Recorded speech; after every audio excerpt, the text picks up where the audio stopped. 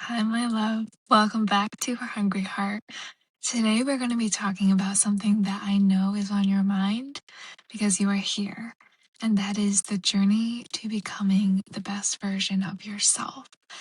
And honestly, I don't know if it's just the media that I'm consuming, the things I'm listening to, but I feel like I'm seeing this shift, this awareness of people starting to realize that they are made for more, that they are made to be great, that they are made to live lives that are beautiful and rich and full, and that entails healing, and that entails a journey from where you are to where you want to be.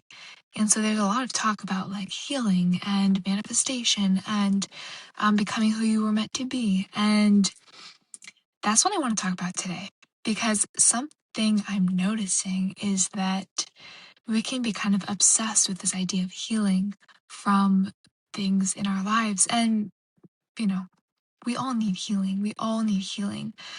But it can become this obsession that can very quickly become toxic because we're so focused on healing that we forget that we're living and that we're wasting our life because we're focused on something that isn't always fully in our control. Healing takes time, healing takes grace, and healing takes acceptance of where you are.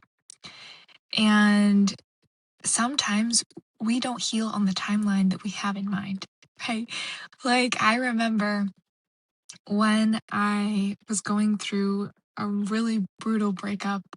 I remember being a year and a half in after the breakup happened, and being like, it's been a year and a half. Why am I still devastated?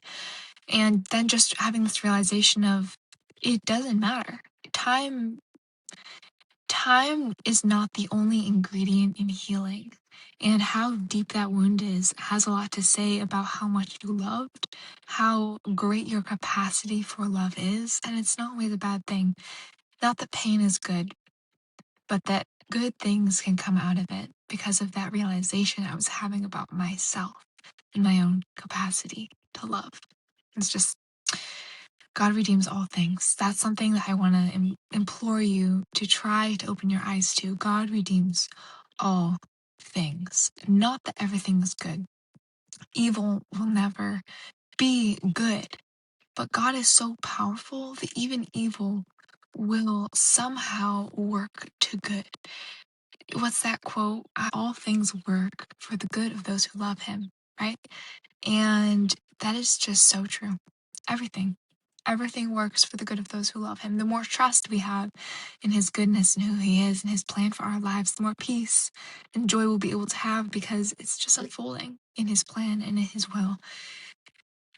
And that doesn't mean the bad things don't happen. That means that even those bad things are still somehow, they're not just without any kind of redemption. Even if we don't get to see that in time, somehow in the end, it will serve him. It will serve his will. Also, by the way, look at this mug. I've been taking my own advice and going thrifting. If you listen to the last few episodes, you'll know. And this mug, it looks just like Chip from The Beauty and the Beast, and I'm so in love. It's so cute. Anyways, the first point for today that I want to really challenge you to understand, and at least contemplate, right, is this idea that I think when we're trying to become the best versions of ourselves, we're trying to change from who we are into who we want to be. And we think that who we want to be, who we're meant to be, is like this completely different person from who we are. I want to challenge you to think about it this way. Who you want to be, who you were meant to be, you are already that person. That's why things feel off. That's why your conscience feels a little bit tingy. Is that the right word? Tingly. Whatever. When you do something that is not quite right, that is not good for you, because you are already that person. That's how you know that. It's just that your actions have not aligned to who you are deep down.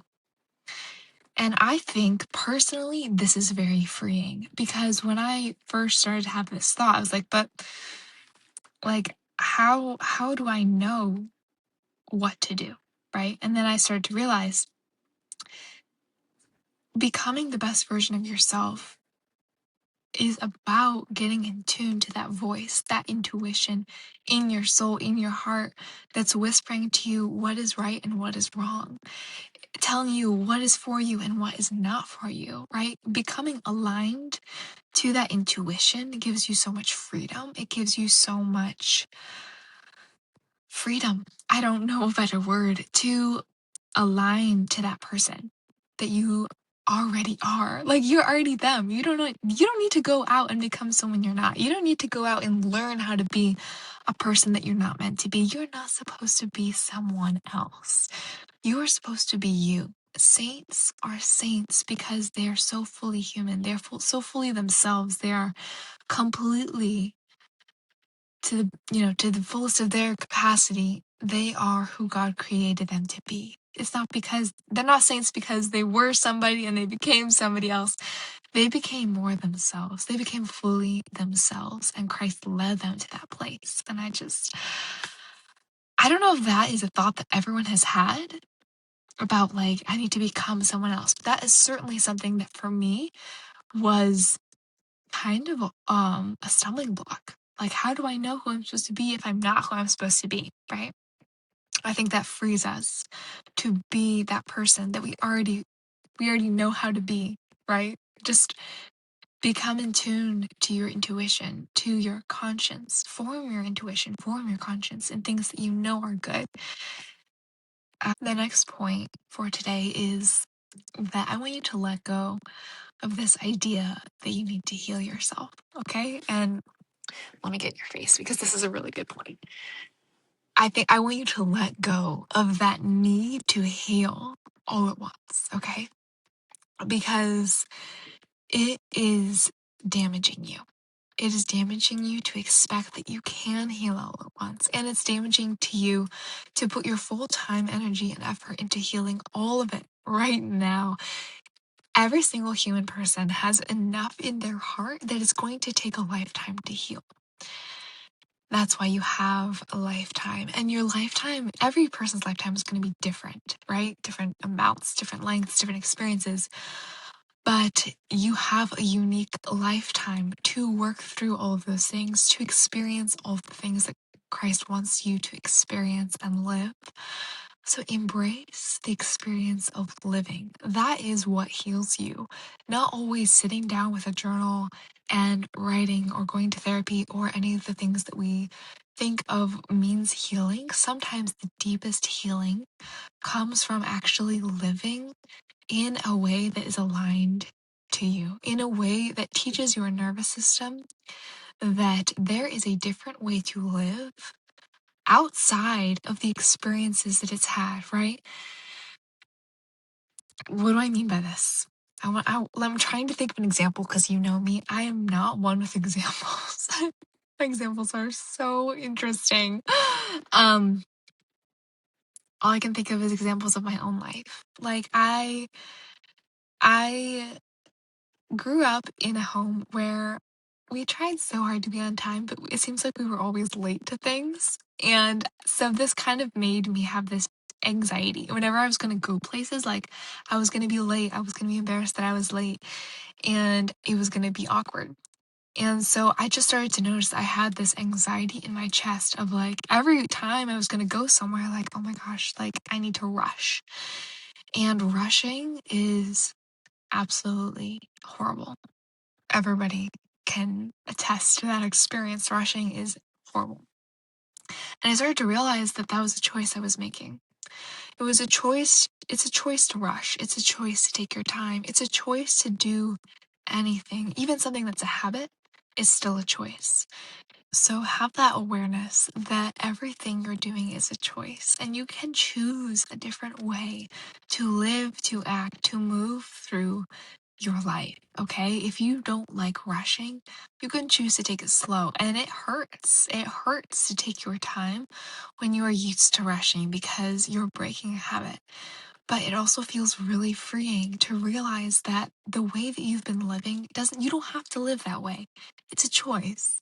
You can choose to experience things in a different way. You can choose your mindset. Oh my goodness, mindset is so huge for this conversation that we're having, because I talk about this a lot, but two people can have the exact same experience, right? Not that everyone's experience is exactly the same, but like say that, you were both together when something happened. One person could come out having, feeling perfectly fine and unaffected by the circumstances, and one person can be angry, sad, upset, or emotionally tied to whatever happened, right? Whatever circumstance the both of them just encountered. And I think that's really enlightening, that the way that we decide to think about things, to move through the world, is just, that's what determines how we feel about those things. So choose your thoughts carefully. Choose your thoughts carefully because they shape your experience. Your thoughts and your words about things, about your thoughts, about circumstances, is like the frame around the circumstance, right? Either it can frame it and bring out the best in the picture, or it can bring out the worst in the picture. So I don't think anyone can really fully understand the power of the mind. It is so massive. And that's going to be the next point for today. Your mind is the only thing holding you back. And I know everyone's going to have something to say about this point. Let me get in your face again. Everyone's going to have something to say about this point, because people are going to say, but this circumstance, but this circumstance, but this circumstance. You're choosing how to think about that thing. You are interpreting. I don't know if that's even a word anymore. Anyways, you are deciding how to think about the circumstances that you were placed in. We can't choose our circumstances all of the time. Sometimes we can, but a lot of times we can't. A lot of times we are handed circumstances and we need to decide how to move through them, decide how to think about them, decide how to act in those circumstances. And the way that we decide those things has a lot to say about who we are. So if you want to become the best version of yourself, if you want to heal, if you want to move through who you are to become the best that you can be, the person you were made to be, I challenge you to spend time thinking about how you want to move through challenging circumstances in your life, and to think about how you want to think about things. Okay? Because, again, the mind is so powerful. What is the book? The Slight Edge. I believe it's The Slight Edge. And the author has this beautiful quote, and it says, all your limitations are self-imposed. All of your limitations are self-imposed. If you think that you can't, you can't. Because you think you can't, not because you can't, okay? And I know that's hard to hear, but it goes back to this idea that we need to take responsibility for everything in our lives. Not everything in your life is your fault, okay? But everything in your life is your responsibility. The more responsibility we can each take for our lives, for our actions, and for our reactions, the more powerful we become. Because everything is in our power. Do you see that? If you keep giving away your power by saying, I can't, I don't have time, I don't this, I can't this, you're giving away everything. You're giving away your power, you're giving away your time, you're giving all of these things away. And you can't because you think you can't. Not because you can't. The final thing I want to talk about today is that you have the capacity for greatness. That is why you were created. You have the capacity for great things. You have the capacity to be an incredible human being. That is a choice, though. Everything is a choice. You can choose to be extraordinary. You can choose to be who God created you to be, or you can choose to stay the way that you are. I challenge you to work towards the person that you know you were meant to be. You have to either choose the pain of change or the pain of staying where you are, the pain of movement and progress, or the pain of regret when your life is over. And there is a right or wrong choice here. there, you are given this one precious life. And it is so easy with the distractions today, with just misaligned priorities, with worry, with all of these things. It is so easy to just give our lives away in very small ways, right? And I challenge you to take back your life, take back your time, take back who you are.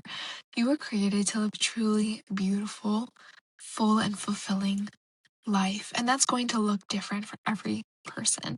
One person maybe will be called to be a stay-at-home mom and have lots of children and be present for them. And one person is going to be called to do something entirely different. And that's going to feel and look and be entirely different. But the vocation that we are all called to is exactly the same, and that is to love. That is to be who you were meant to be and to give Christ your all and be the best that you can be for him and for all of those who are already around you, placed into your life for a reason. Um, on that note, oh my goodness, I go to the post office almost once a week at least because I am always dropping things off there for work. And oh my goodness, the guy at the post office, we have just somehow developed a friendship. And he's probably 45, 50. He's a very kind soul and loves philosophy. And we just talk a little bit every time we go there. Eventually, he started telling me about his life and who he really is. And it was so beautiful. And it just hit me like a brick that every single person is placed in our life for a reason. It's like every time I go to the post office and I have an interaction with this kind soul, I just feel that the Holy Spirit is present in that moment because every time we go there, he just opens up about his faith and his belief in God and how he's journeying back to the faith.